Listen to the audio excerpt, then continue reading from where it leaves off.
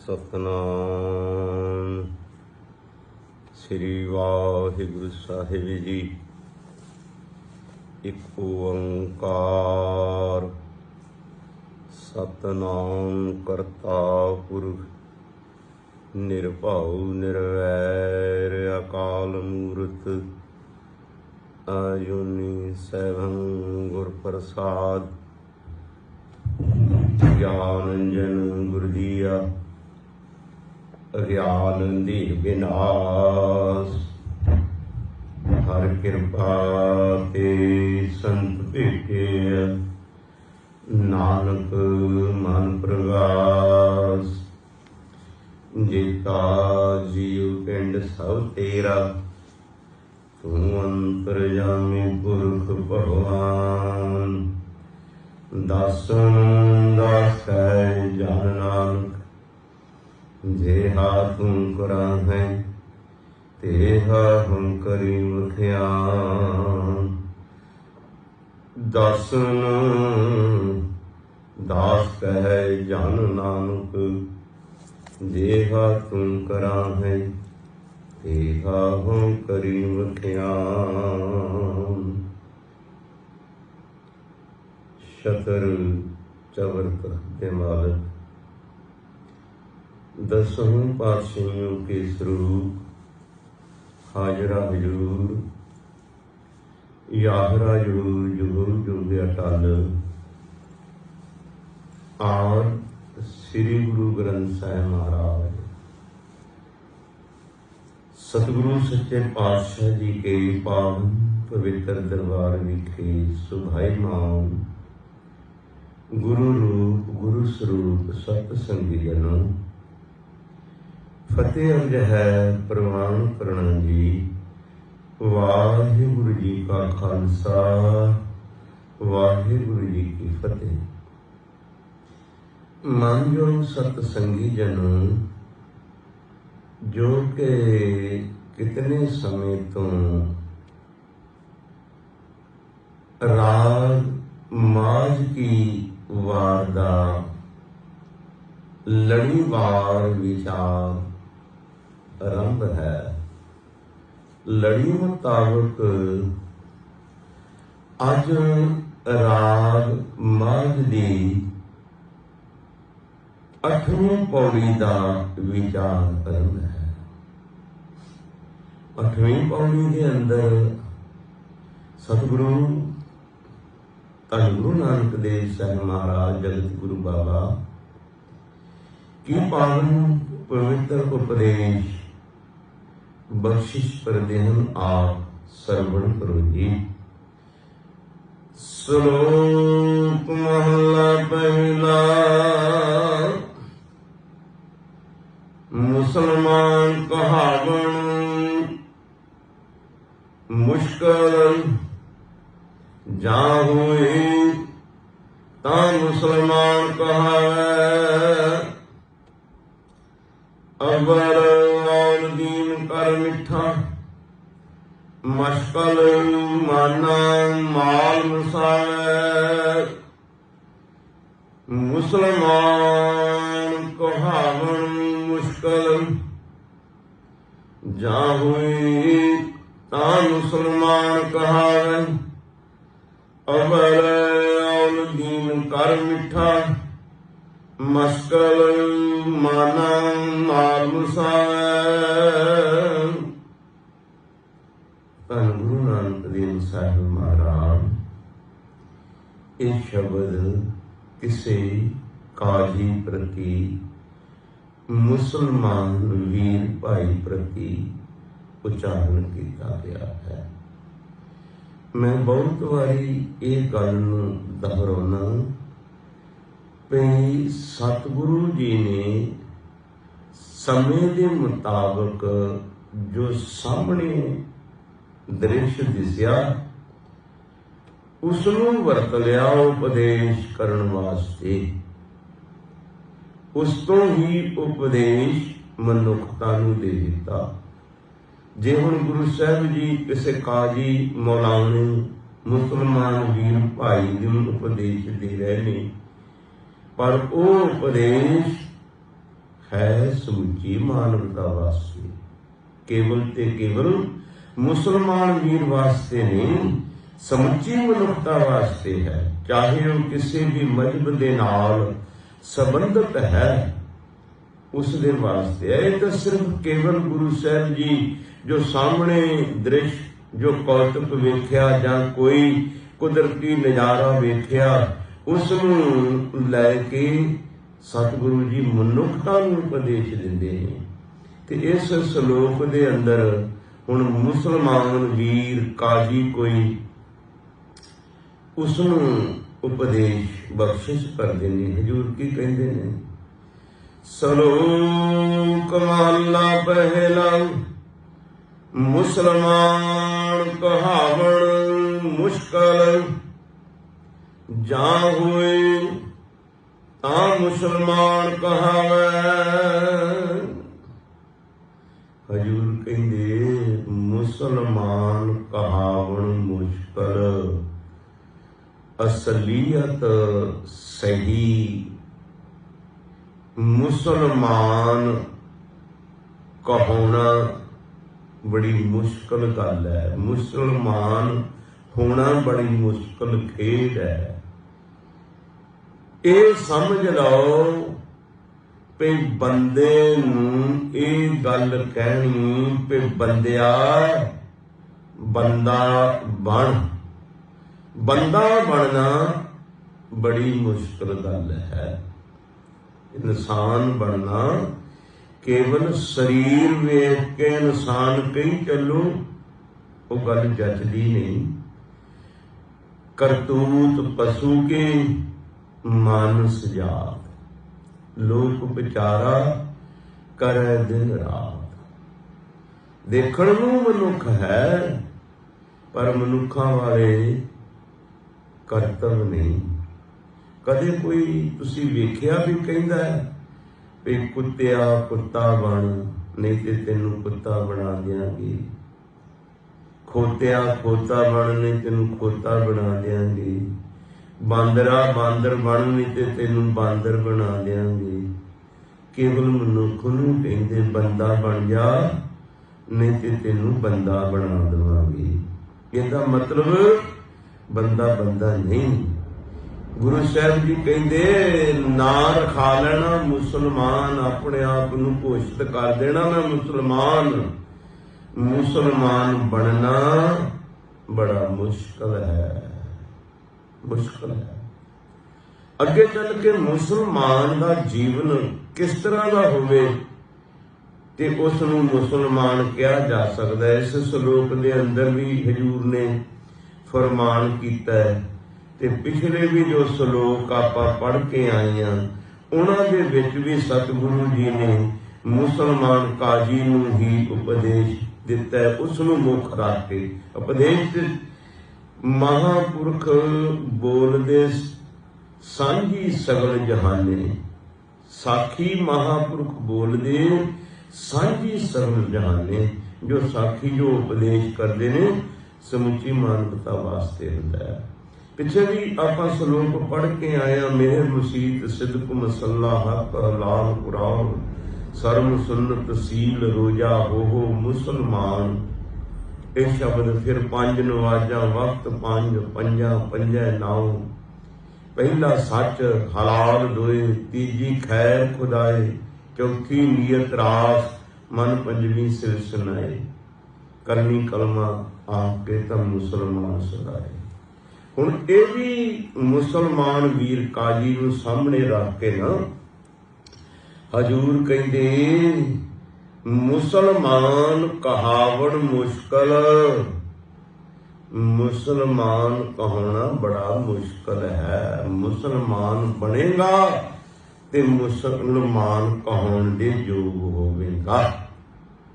जा होए जे तू है ता मुसलमान कहावै। जे तू मुसलमान है, मुसलमान इस्लाम के मुताबिक तेरा जीवन है,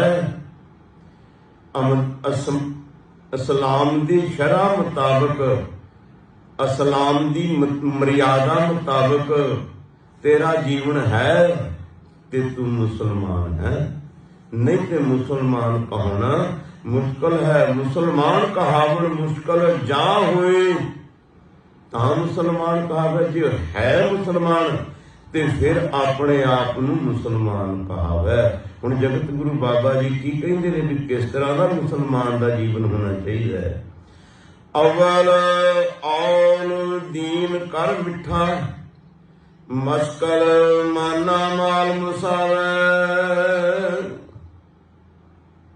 मुसलमान का जीवन है ते मनुखता वास्ते, ज्ञानी ग्रंथी पंडित मौलवी या पादरी सब दे वास्ते ही उपदेश। पर हुण इत्थे सामने सतगुरु जी ने काजी नूं मुसलमान नूं रखिया ते हजूर कहंदे ने अवल औल दीन कर मिठा। पहलों पहल तू सब तो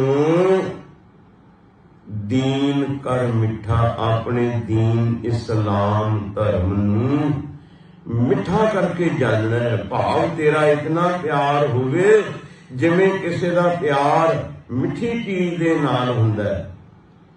तेनू इस्लाम धर्म की मर्यादा शरा तेनू मिठी लगे। अवल औल दीन कर मिठा, ये मजहब ने सारे। इस्लाम भी मजहब है, हिंदू भी मजहब है, सिख भी मजहब है, ईसाई जैनी बोधी सब मजहब ने, धर्म नहीं। धर्म तो एक केवल परमेश्वर का है जो यूनीवर्सल है, जो सारे ब्रह्मांड के जीवां उत्ते लागू हुंदा है। ये जिहड़े ने ये मजहब ने, मजहब दीयां रौह रीतां, मजहब की मर्यादा। जिहड़े धार्मिक लोग हुंदे ने ना, वो इकट्ठे होके वो बनाउंदे ने, उस दे मुताबिक जीवन वाले नूं। जे मौलवियां काजियां ने बनाया जां इस्लाम दे जो रहबर हुए उन्होंने बनाई मर्यादा, उसनूं फॉलो करदे, उसनूं मुसलमान कहंदे ने। जिहड़े पंडितां ने ब्राह्मणां ने मर्यादा बनाई उसनूं सनातनी कहंदे ने, ते जिहड़े सिखां दे विच पंथ ने मर्यादा बनाई उसनूं सिख कहंदे ने, फॉलो करन वाले नूं। धर्म ते केवल परमेश्वर दा है, रब दा है। धर्म रब दा है जो यूनीवर्सल सारे ब्रह्मांड उत्ते लागू हुंदा है। तां ते हजूर कहंदे ने ऐ काजी वीर अवल औल दीन कर मिठा। तैनू दीन पहला, सब तो पहला तैनू दीन मिठा लगे, अपना मजहब मिठा लगे। मस्कल माना माल मुसावे। मस्कल कहंदे ने जंगाल लाउण वाला, जंग लाउण वाला एक औजार। जिहड़े लोहे दा काम करदे ने ना, ते लोहे नूं जंग पै जवे ते ओहदे नाल लाउंदे ने, जिवें कोई रेग मार होया जां रेती होई, ਉਹ घसा के ते लोहे दे उत्तों जंग लाया जाता है। मस्कल तो भाव ये जंगाल, जंग लाउण वाला औजार। तो हजूर कहंदे ने मस्कल माना माल मुसावे। जिहड़ा तेरे कोल धन दौलत इकट्ठा होया ना, धन दौलत ने तेरी आत्मा नूं जंगाल ला दिता। जिवें लोहे नूं जंग लग जांदा है ना, ते उस दा जंगाल उतारिया जांदा है। तेरी आत्मा दे उत्ते भी मायक पदार्थां दा जंग जम चुकिया, लग गया है। इसनूं मस्कल उजियार ना, जिवें लोहे तो जंग लाउंदे ने ना, तू इसनूं जंग लाउण वास्ते आत्मा दे उत्तों पदार्थां दे, मायक पदार्थां दे, माया धन दा जंग लाउण वास्ते जिहड़ी तू दसां नौं दी धर्म दी किरत करी है, ਉਹਦੇ ਵਿੱਚੋਂ ਮਨੁੱਖਤਾ ਦੇ ਭਲੇ ਵਾਸਤੇ ਖਰਚ ਕਰਨਾ, ਇਹ ਜੰਗ ਲਾਉਣਾ ਹੈ। ਅੱਗੇ ਹਜ਼ੂਰ ਫਰਮਾਉਂਦੇ ਨੇ, ਹੋਏ ਮੁਸਲਮਾਨ ਦੀਨ ਮੁਹਾਨ, ਮਰਨ ਜੀਵਨ ਕੀ ਭਰਮ ਚੁਕਾਵੇ। जे तू मुसलमान होया दीन मुहाण, तू दीन दे मुताबिक अपना जीवन बतीत करे। दीन इस्लाम धर्म दी जो मर्यादा है ਉਹਦੇ ਤੂੰ इधर उधर कदे ना होवें। इस्लाम दी मर्यादा, इस्लाम दी शरअ दे मुताबिक तेरा जीवन होना चाहिए है। मरण जीवन का भरम चकार है जो साडे मन अंदर जम्मण मरण दा भरम बनया होया, इस नूं खत्म करना। हजूर पातशाह ये जन्म मरण दा एक भरम है, ना कुछ जन्मे न किछ मरै, आपन चलत आप ही करै। ना कुछ जमदा ना कुछ मरदा। जदों संसार ते आउंदा कोई असीं उस नूं कहने जन्म लिया, ते जदों कोई संसार नूं शरीर नूं छड्ड जांदा असीं कहने मर गया। ना कोई मरदा ना कोई जन्मदा। तो हजूर कहंदे ने ये जिहड़ा तेरा भरम है ना, इस नूं भी दूर कर दे। रब की रजाए मन्ने सिर उपर, करता मन्ने आप गवावे। अगे मुसलमान वीर नूं कहंदे ने रब की रजाए, परमेश्वर दी रजा, परमेश्वर दा भाण, परमेश्वर दा हुक्म सिर मथे प्रवान करे। करता मन्ने, करता पुरख नूं, अकाल पुरख नूं, अल्लाह ताला खुदा नूं मन्ने, आप गवावे, खुद ही नूं मिटा देवे, आपा भाव नूं खत्म कर दे। रब दी रजा दे विच, हुक्म विच, भाणे विच रवे। रब दी रजा नूं सिर मथे प्रवान करे ते करता पुरख अल्लाह ताला खुदा नूं मन्ने ते आपा भाव मिटा देवे, खुद ही मिटा देवे। दाना जदों अपना आप मिटा दिंदा ना मिट्टी दे विच रल के, तां ही वो पौधा बनदा है, तां ही वो अगे वधदा फुलदा ते फल फुल दिंदा है। दाना खाक में मिलकर गुलो गुलजार होता है। ये इंसान भी जिस दिन निरंकार दे हुक्म नूं मन लवेगा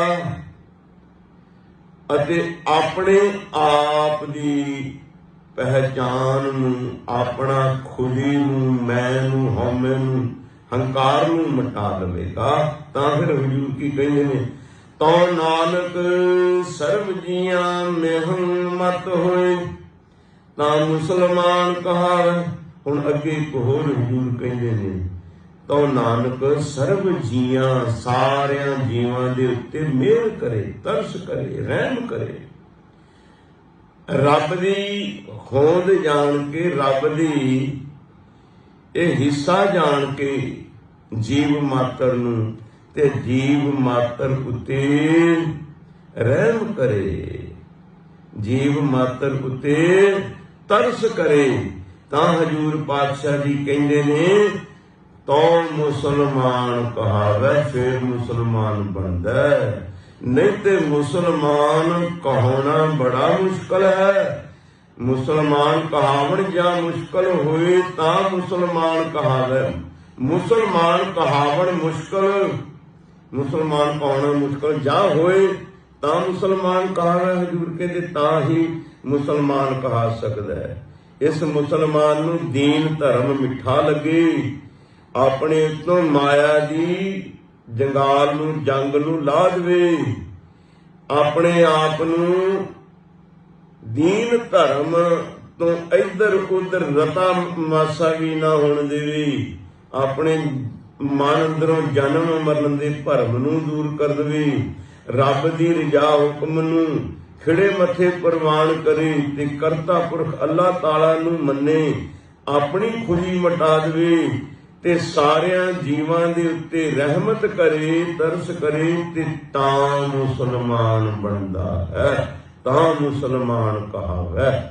हुण अगे सतगुरु धन गुरु रामदास साहिब महाराज किसे सनातनी हिंदू जिहनूं कहने आ, ਉਹਦੇ ਪ੍ਰਤੀ ਸਤਿਗੁਰੂ ਜੀ ਹੁਣ ਪਾਵਨ ਪਵਿੱਤਰ ਉਪਦੇਸ਼ ਕਰਦੇ ਨੇ। ਇਹ ਚੌਥੇ ਪਾਤਸ਼ਾਹ ਧੰਨ ਗੁਰੂ ਰਾਮਦਾਸ ਮਹਾਰਾਜ ਜੀ ਦਾ ਸ਼ਲੋਕ ਹੈ।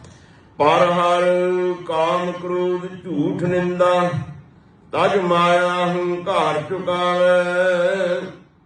ਪਰ ਹਰ ਕਾਮ ਕ੍ਰੋਧ ਝੂਠ ਨਿੰਦਾ, ਪਰ ਹਰ ਦੂਰ ਕਰ ਦੇਣਾ।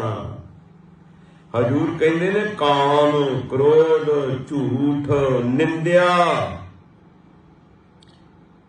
ਇਹਨਾਂ ਨੂੰ ਆਪਣੇ ਤੋਂ ਦੂਰ ਰੱਖਣਾ, ਇਹਨਾਂ ਤੋਂ ਦੂਰ ਰਹਿਣਾ। ਪਰ ਹਰ ਕਾਮ ਕ੍ਰੋਧ ਝੂਠ ਨਿੰਦਾ, ਤਜ ਮਾਇਆ ਹੰਕਾਰ ਚੁਕਾਵੇ। ਹੰਕਾਰ ਨੂੰ ਵੀ ਦੂਰ ਕਰ ਦੇਵੇ ਤੇ ਮਾਇਆ ਨੂੰ ਤਜ ਦੇਣਾ, ਛੱਡ ਕੇ ਨਹੀਂ ਭੱਜ ਜਾਣਾ। ਇਹ ਗੁਰੂ ਨਾਨਕ ਦਾ ਮਿਸ਼ਨ ਨਹੀਂ। ਮਾਇਆ ਵਿੱਚ ਗੁਰਮੁਖ, ਮਾਇਆ ਵਿੱਚ ਉਦਾਸੀ। ਰੱਬ ਦੇ ਬੰਦੇ ਮਾਇਆ ਦੇ ਵਿੱਚ ਵੀ ਰਹਿੰਦੇ ਹੋਏ ਮਾਇਆ ਦੀ ਪਕੜ ਤੋਂ ਆਜ਼ਾਦ ਰਹਿੰਦੇ ਨੇ। ਮਾਇਆ ਦੀ ਪਕੜ ਤੋਂ ਆਜ਼ਾਦ ਰਹਿਣਾ, ਹੰਕਾਰ ਨੂੰ ਆਪਣੇ ਮਨ ਅੰਦਰੋਂ ਖਤਮ ਕਰ ਦੇਣਾ। ਕਾਮ ਕ੍ਰੋਧ ਝੂਠ ਨਿੰਦਾ, ਇਹਨਾਂ ਸਾਰਿਆਂ ਉੱਤੇ ਆਪਣੀ ਪਕੜ ਰੱਖਣੀ, ਇਹਨਾਂ ਤੇ ਹਾਵੀ ਰਹਿਣਾ, ਇਹਨਾਂ ਨੂੰ ਆਪਣੇ ਉੱਤੇ ਹਾਵੀ ਨਹੀਂ ਹੋਣ ਦੇਣਾ। ਤਜ ਕਾਮ ਕਾਮਣੀ ਮੋਹ ਤਜੈ, ਤਾਂ ਅੰਜਨ ਮਾਹੇ ਨਰੰਜਨ ਪਾਵੈ। ਤਜ ਕਾਮ ਵਿਸ਼ੇ ਵਿਕਾਰ, ਕਾਮਣੀ ਪਰ ਇਸਤਰੀ ਜਾਂ ਇਸਤਰੀ ਦੇ ਮੋਹ ਵਿੱਚ ਇਨਸਾਨ ਰੱਬ ਨੂੰ ਹੀ ਭੁੱਲ ਜਾਵੇ, ਧਰਮ ਮਜ਼ਹਬ ਨੂੰ ਹੀ ਭੁੱਲ ਜਾਵੇ, ਇਹ ਵੀ ਨਹੀਂ ਹੋਣਾ ਚਾਹੀਦਾ। ਤਜ ਕਾਮ ਕਾਮਣੀ, ਕਾਮਣੀ ਇਸਤਰੀ ਮੋਹ ਤਜੈ, ਮੋਹ ਨੂੰ ਤਜ ਦੇਵੇ। ਤਾਂ ਅੰਜਨ ਮਾਹੈ ਨਰੰਜਨ ਪਾਵੈ। ਅੰਜਨ ਕਹਿੰਦੇ ਨੇ ਸੁਰਮੇ ਨੂੰ, ਕਾਲਖ ਨੂੰ। ਅੰਜਨ ਇਹ ਮਾਇਆ ਰੂਪੀ ਸੰਸਾਰ ਇੱਕ ਅੰਜਨ, ਇੱਕ ਕਜਲ ਦੀ ਕੋਠੜੀ ਹੈ। ਬਾਬਾ ਕਬੀਰ ਜੀ ਵੀ ਕਹਿੰਦੇ, ਕਬੀਰ ਜਗ ਕਾਜਲ ਕੀ ਕੋਠੜੀ। ਅੰਧ ਪਰ ਤਿਸ ਮਾਹੇ, ਹਉ ਬਲਿਹਾਰੀ ਤਿਨ ਕੋ ਪੈਸ ਜੋ ਨੀਕਸ ਜਾਹੇ। ਮੈਂ ਉਹਨਾਂ ਤੋਂ ਬਲਿਹਾਰ ਕੁਰਬਾਨ ਸਦਕੇ ਵਾਰੇ ਵਾਰੇ ਜਾਣਾ, ਜਿਸ ਕਜਲ ਦੀ ਕੋਠੜੀ ਵਿੱਚ ਪੈ ਕੇ ਬੇਦਾਗ ਨਿਕਲ ਜਾਣ। ਹਜੂਰ ਕਹਿੰਦੇ ਨੇ ਵਿਸ਼ੇ ਵਿਕਾਰ ਤਜ, ਮੋਹ ਨੂੰ ਛੱਡ, ਇਸਤਰੀ ਦਾ ਪਿਆਰ ਤਿਆਗ। ਇਹ ਅੰਜਨ ਰੂਪੀ ਜੋ ਕਾਲਖ ਦੀ ਕੋਠੀ ਮਾਇਆ ਹੈ, ਇਸ ਮਾਇਆ ਦੇ ਵਿੱਚ ਨਰੰਜਨ, ਨਰੰਜਨ ਭਾਵ ਪਰਮੇਸ਼ਵਰ, ਨਿਰੰਜਨ, ਜਿਸ ਨੂੰ ਮੋਹ ਮਾਇਆ ਦੀ ਕਾਲਖ ਨਹੀਂ ਲੱਗਦੀ, ਉਸ ਦੀ ਤਾਂ ਪ੍ਰਾਪਤੀ ਹੋ ਸਕਦੀ ਹੈ। ਤਜ ਮਾਨ ਅਭਿਮਾਨ ਪ੍ਰੀਤ ਸੁਤ ਦਾਰਾ, ਤਜ ਪਿਆਸ ਆਸ ਰਾਮ ਲਿਵ ਲਾਵੈ। ਹਜੂਰ ਕਹਿੰਦੇ ਤਜ ਮਾਨ ਅਭਿਮਾਨ, ਮਾਨ ਅਭਿਮਾਨ ਦੋ ਤਿਆਗੈ, ਪਾਵੈ ਪਦ ਨਿਰਵਾਨਾ। ਜਨ ਨਾਨਕ ਖੇਲ ਕਠਨ ਹੈ, ਕਿਨਹੂ ਗੁਰਮੁਖ ਜਾਨਾ। ਮਾਨ ਤੇ ਅਭਿਮਾਨ ਤੋਂ ਉੱਪਰ ਉੱਠ ਜਾਵੇ। ਜੇ ਮਾਨ ਹੋ ਜਾਵੇ ਤਾਂ ਵੀ ਕੋਈ ਫਰਕ ਨਹੀਂ, ਜੇ ਕਿਸੇ ਅਭਿਮਾਨ ਹੋ ਗਿਆ ਤਾਂ ਵੀ ਕੋਈ ਫਰਕ ਨਹੀਂ। ਇਹਨਾਂ ਤੋਂ ਉੱਤੇ ਉੱਠ ਜਾਣਾ।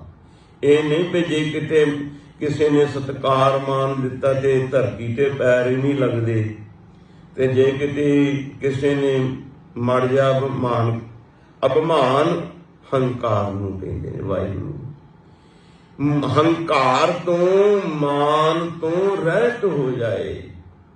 ਪ੍ਰੀਤ ਸੁੱਤ ਦਾਰਾ, ਸੁੱਤ ਕਹਿੰਦੇ ਪੁੱਤਰ ਨੂੰ, ਦਾਰਾ ਕਹਿੰਦੇ ਇਸਤਰੀ ਨੂੰ।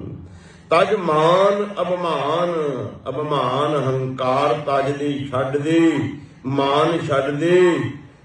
ਘਰ ਪਰਿਵਾਰ ਦੀ ਸੁੱਤ ਦਾਰਾ, ਪੁੱਤਰ ਇਸਤਰੀ, ਇਹਨਾਂ ਨੂੰ ਭਾਵ ਇਹਨਾਂ ਦੀ ਪਕੜ ਦੇ ਵਿੱਚੋਂ ਰਿਹਾ ਹੋ ਜਾ। ਇਹ ਨਹੀਂ ਕਿ ਪਰਿਵਾਰ ਛੱਡਣਾ, ਨਹੀਂ, ਪਰਿਵਾਰ ਨਹੀਂ ਛੱਡਣਾ। ਸਤਿਗੁਰੂ ਖੁਦ ਗ੍ਰਸਤ ਜੀਵਨ ਵਾਲੇ ਸਨ।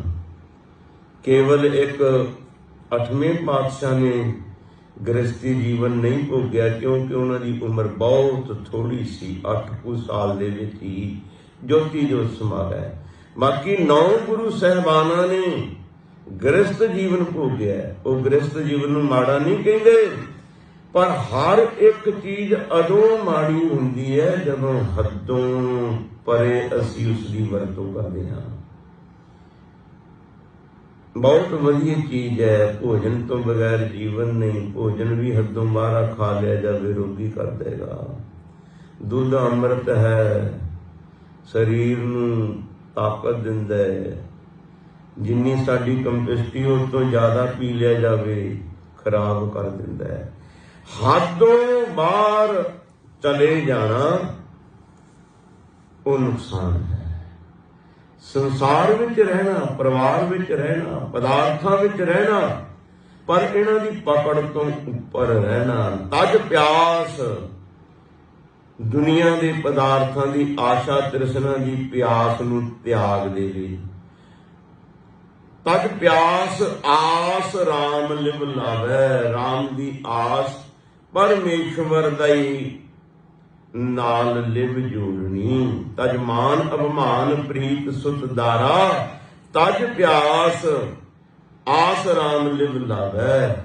ਬਾਕੀ ਚੀਜ਼ਾਂ ਛੱਡ ਕੇ ਵਾਹਿਗੁਰੂ ਦੀ ਆਸ ਰੱਖਣੀ ਤੇ ਉਹਦੇ ਨਾਲ ਮਨ ਜੋੜਨਾ। ਨਾਨਕ ਸਾਚਾ ਮਨ ਵਸੈ, ਸੱਚ ਸ਼ਬਦ ਹਰ ਨਾਮ ਸਮਾਵੈ। ਹਜੂਰ ਕਹਿੰਦੇ ਪਰਮੇਸ਼ਵਰ ਸਾਚਾ ਮਨ ਦੇ ਵਿੱਚ ਵਸੈ। ਸਾਚ ਸ਼ਬਦ ਹਰ ਨਾਮ ਸਮਾਵੈ। ਸੱਚੇ ਸ਼ਬਦ ਦੇ ਵਿੱਚ, ਨਾਮ ਦੇ ਵਿੱਚ, ਗਿਆਨ ਦੇ ਵਿੱਚ ਇਸ ਜੀਵ ਦੀ ਆਤਮਾ ਸਮਾ ਜਾਏ, ਇੱਕ ਮਿਕ ਹੋ ਜਾਵੇ। ਪੌੜੇ ਰਾਜੇ ਰਈਅਤ ਸਿਕਦਾਰ, ਕੋਈ ਨਾ ਰਹਿਸੀਓ। ਹਜੂਰ ਕਹਿੰਦੇ ਰਾਜੇ, ਰਈਅਤ, ਪਰਜਾ, ਸਿਕਦਾਰ, ਚੌਧਰੀ ਆਦਿਕ ਕੋਈ ਨਾ ਰਹਿਸੀਓ। ਇਸ ਸੰਸਾਰ ਤੇ ਰਾਜੇ ਵੱਡੇ ਵੱਡੇ, ਇਹ ਰਾਜੇ ਸਭ ਇਹ ਭੂਪਤ ਸਭ ਦਿਵਸ ਚਾਰ ਕੇ ਝੂਠੇ ਕਰਤ ਦਿਵਾਜਾ। ਇਹ ਦੁਨੀਆ ਦੇ ਰਾਜੇ ਜਿਹੜੇ 4 ਦਿਨ ਦੇ ਰਾਜੇ ਨੇ, ਇਹ ਤੇ ਕੁਝ ਦਿਨਾਂ ਦਾ ਹੀ ਖੇਡ ਹੈ। ਤੋ ਹਜੂਰ ਕਹਿੰਦੇ ਜੋ ਦੁਨਿਆਵੀ ਰਾਜੇ ਨੇ, ਰਈਅਤ ਹੈ, ਪਰਜਾ ਹੈ, ਸਿਕਦਾਰ, ਚੌਧਰੀ ਹਨ, ਇਹਨਾਂ ਦੇ ਵਿੱਚੋਂ ਕਿਸੇ ਨੇ ਵੀ ਨਹੀਂ ਰਹਿਣਾ। ਸਭ ਨੇ ਸੰਸਾਰ ਨੂੰ ਛੱਡਣਾ ਹੈ। ਹੱਟ ਪਟਣ ਬਾਜ਼ਾਰ ਹੁਕਮੀ ਢੈਸੀਓ। ਵੱਡੇ ਵੱਡੇ ਹੱਟ, ਹੱਟੀਆਂ, ਪਟਣ, ਸ਼ਹਿਰ, ਬਾਜ਼ਾਰ, ਉਸ ਪਰਮੇਸ਼ਵਰ ਦੇ ਹੁਕਮ ਨਾਲ ਇੱਕ ਦਿਨ ਸਭ ਕੁਝ ਢਹਿ ਹੋ ਜਾਏਗਾ, ਮਲੀਆ ਮੇਟ ਹੋ ਜਾਏਗਾ। ਇਹ ਸੰਸਾਰ ਬੜੀ ਵਾਰੀ ਬਣਿਆ, ਬੜੀ ਵਾਰੀ ਇਸ ਦਾ ਖਾਤਮਾ ਹੋਇਆ। ਕਈ ਵਾਰ ਪਸਰੂ ਪਾਸਾਰਾ, ਸਦਾ ਸਦਾ ਇੱਕ ਏਕੰਕਾਰਾ। ਇਹ ਸੰਸਾਰ ਬੜੀ ਵਾਰੀ ਖਤਮ ਹੋਇਆ, ਬੜੀ ਵਾਰੀ ਇਸ ਦੀ ਸਾਜਣਾ ਹੋਈ। ਤੋ ਹਜੂਰ ਕਹਿੰਦੇ ਹੱਟ ਪਟਣ ਬਾਜ਼ਾਰ ਹੁਕਮੀ ਢੈਸੀਓ। ਚਾਹੇ ਹੱਟ ਨੇ ਵੱਡੇ ਵੱਡੇ, ਚਾਹੇ ਵੱਡੇ ਸ਼ਹਿਰ ਨੇ, ਬਾਜ਼ਾਰ ਨੇ, ਉਸ ਦੇ ਹੁਕਮ ਦੇ ਨਾਲ ਸਭ ਕੁਝ ਨਾਸ ਖਤਮ ਹੋ ਜਾਏਗੇ। ਪੱਕੇ ਬੰਕ ਦਵਾਰ ਮੂਰਖ ਜਾਣੈ ਆਪਣੇ। ਪੱਕੇ ਘਰ, ਕੋਠੇ, ਮਹਿਲ, ਮਾੜੀਆਂ ਇਹ ਮੂਰਖ ਆਪਣੇ ਸਮਝਦਾ ਹੈ। ਇਹ ਸੰਸਾਰ ਤੇ ਜੋ ਕੁਝ ਹੈ ਆਪਣਾ ਕੁਝ ਨਹੀਂ, ਸਰੀਰ ਵੀ ਆਪਣਾ ਹੈ ਨਹੀਂ। ਜਾਣ ਲੱਗਿਆ ਸਰੀਰ ਵੀ ਇੱਥੇ ਰਹਿ ਜਾਣਾ ਹੈ ਤੇ ਹੋਰ ਤੇ ਕੀ ਇੱਥੇ ਨਾਲ ਲੈ ਕੇ ਜਾਵੇਗਾ। ਇਹ ਸੰਸਾਰ ਤੇ ਇੱਕ ਸਰਾਂ ਦੀ ਤਰ੍ਹਾਂ ਹੈ। ਇੱਕ ਮਹਾਤਮਾ ਇੱਕ ਰਾਜੇ ਦੇ ਮਹਿਲ 'ਚ ਚਲੇ ਗਏ। ਹੁਣ ਉੱਥੇ ਅੱਗੇ ਅਰਦ ਲਈ ਖੜਾ, ਪਹਿਰੇਦਾਰ ਖੜਾ।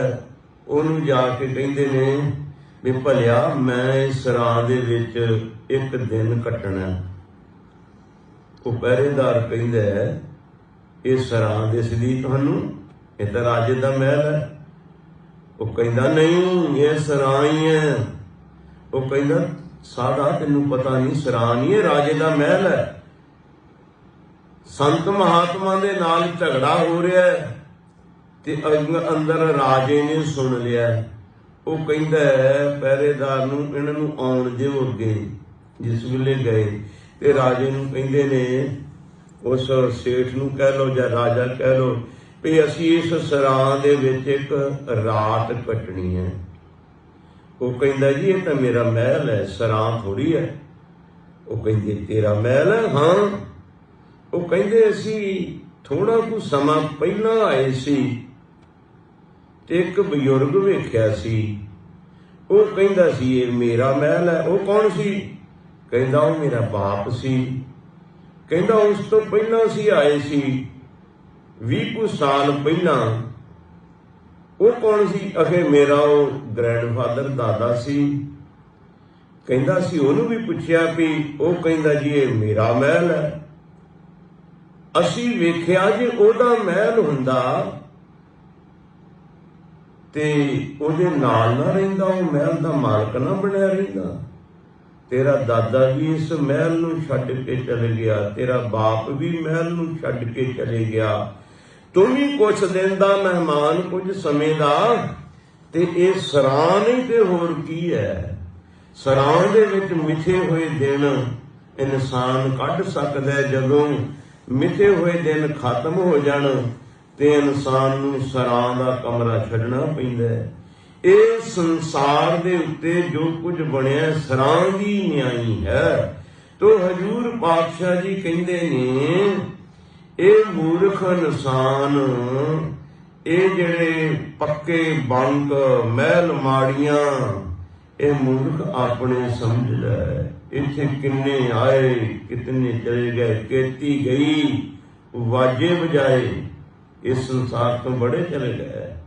ਸਿਕੰਦਰ ਵਰਗੇ ਚਲੇ ਗਏ, ਕਾਰੂ ਬਾਦਸ਼ਾਹ ਵਰਗੇ ਚਲੇ ਗਏ, ਜਿਨ੍ਹਾਂ ਦੀ ਇੱਛਾ ਸੀ ਸਾਰੇ ਸੰਸਾਰ ਦੇ ਉੱਤੇ ਰਾਜ ਕਰਨ ਦੀ, ਸਾਰੇ ਸੰਸਾਰ ਦੇ ਉੱਤੇ ਪਕੜ ਰੱਖਣ ਦੀ, ਉਹ ਵੀ ਛੱਡ ਕੇ ਚਲੇ ਗਏ। ਤੇ ਮੂਰਖਾ ਤੂੰ ਛੋਟੇ ਜਿਹੇ ਮਹਿਲ ਘਰ ਨੂੰ ਕਹੀ ਜਾਂਦਾ ਮੇਰਾ, ਇਹ ਤੇਰਾ ਕੁਝ ਨਹੀਂ ਹੈ।